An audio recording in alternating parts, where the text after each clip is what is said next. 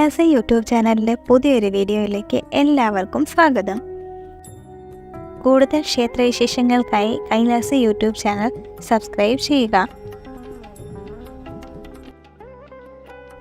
പുത്തൻ ശബരിമല. പുലിപ്പാൽ തേടിയിറങ്ങിയ മണികണ്ഠൻ കൊടുങ്കാട്ടിലെത്തുകയും അന്നേ ദിവസം ഏറെ വൈകിയതുകൊണ്ട് അവിടെയുള്ള ഋഷിമാരുടെ പർണശാലയിൽ താമസിക്കുകയും അന്നേ നേരത്ത് പിതാവായ പരമശിവൻ മണികണ്ഠന് മുമ്പിൽ പ്രത്യക്ഷപ്പെട്ട് പുലിപ്പാൽ ലഭിക്കാനുള്ള ഉപദേശം നൽകിയെന്നുമാണ് പുരാണം. പിതാവിൻ്റെ ഉപദേശം സ്വീകരിച്ച മണികണ്ഠൻ അവിടെ നിന്നും ഉദ്ദിഷ്ടകാര്യ നിറവിൽ കൊട്ടാരത്തിലേക്ക് മടങ്ങി. അന്ന് മണികണ്ഠൻ പുലിപ്പാൽ അന്വേഷിച്ചെത്തുകയും പരമശിവൻ പ്രത്യക്ഷപ്പെടുകയും ചെയ്ത ആ വനപ്രദേശം പിന്നീട് പുത്തൻ ശബരിമല എന്ന് അറിയപ്പെടാൻ തുടങ്ങി.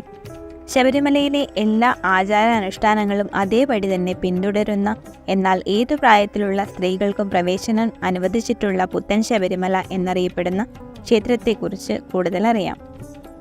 ക്ഷേത്രത്തിൻ്റെ രൂപത്തിലും പ്രതിഷ്ഠകളിലും ആചാരങ്ങളിലും യഥാർത്ഥ ശബരിമല ക്ഷേത്രത്തോട് സാദൃശ്യം പുലർത്തുന്ന പുത്തൻ ശബരിമല ക്ഷേത്രത്തിന് നൂറ്റാണ്ടുകളുടെ പഴക്കമുണ്ട്.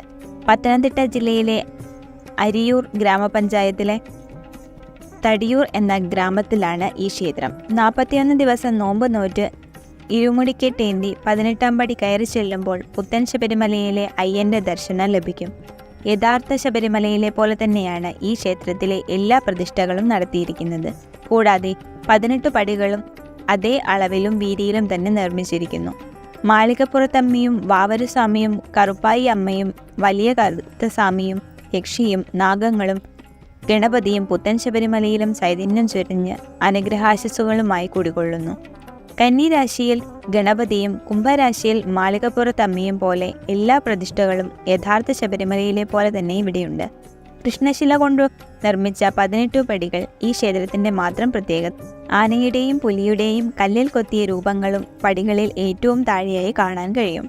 പുലിപ്പാൽ അന്വേഷിച്ചെത്തിയ മണികണ്ഠൻ്റെ മഹത്വം മനസ്സിലാക്കിയ സന്യാസിമാർ അദ്ദേഹത്തിൻ്റെ പാദുകങ്ങൾ പ്രതിഷ്ഠിച്ചാണ് അവിടെ ആദ്യം ആരാധന തുടങ്ങിയതെന്നാണ് വിശ്വാസം. പിന്നീട് ക്ഷേത്രം നിർമ്മിക്കുകയും ആരാധന തുടർന്നു പോരുകയുമായിരുന്നു. ഈ ക്ഷേത്രം അഗ്നികിരയായെങ്കിലും പുതുക്കി പണിത് പുനഃപ്രതിഷ്ഠ നടത്തി.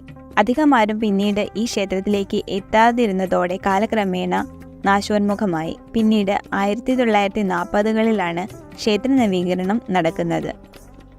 കാട് പിടിച്ചു കിടന്ന ക്ഷേത്രവും പരിസരവും വെട്ടിത്തെളിച്ചെടുക്കുകയായിരുന്നു എന്നതാണ് പറയപ്പെടുന്നത്. 1999ലായിരുന്നു ഇവിടുത്തെ പുനഃപ്രതിഷ്ഠാ ചടങ്ങ്. 41 ദിവസത്തെ കഠിനവ്രതം നോൽക്കാൻ കഴിയാത്തവർക്കും ഋതുമതികളായ സ്ത്രീകൾക്കും ഈ ക്ഷേത്രത്തിൽ പ്രവേശനമുണ്ട്. 18-ാം പടി ചവിട്ടാതെ ക്ഷേത്രത്തിൻ്റെ വടക്കേ നടയിലൂടെയാണ് ഇവർ പ്രവേശിക്കേണ്ടതെന്നും അയ്യപ്പസ്വാമിയെ തൊഴേണ്ടതും. യഥാർത്ഥ ശബരിമലയിലേതുപോലെ മകരവിളക്ക് തന്നെയാണ് ഇവിടുത്തെയും പ്രധാന ഉത്സവം. ജനുവരി 4 മുതൽ 14 വരെയാണ് ഈ ആഘോഷങ്ങൾ നീണ്ടു നിൽക്കുന്നത്. അപ്പവും അരവണയുമാണ് ഇവിടുത്തെയും പ്രധാന പ്രസാദം. നെയ്യഭിഷേകം തന്നെയാണ് പ്രധാന വഴിപാട്. തിരുവല്ലയിൽ നിന്നും 21 കിലോമീറ്ററും റാന്നിയിൽ നിന്നും 10 കിലോമീറ്ററും സഞ്ചരിച്ചാൽ അയ്യപ്പസ്വാമിയുടെ ചൈതന്യം കുടികൊള്ളുന്ന ഈ പുത്തൻ ശബരിമല ക്ഷേത്രത്തിലെത്താം.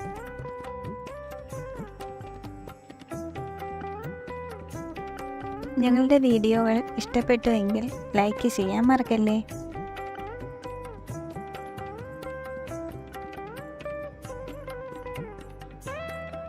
കൂടുതൽ ക്ഷേത്രവിശേഷങ്ങൾക്കായി കൈലാസ യൂട്യൂബ് ചാനൽ സബ്സ്ക്രൈബ് ചെയ്യുക.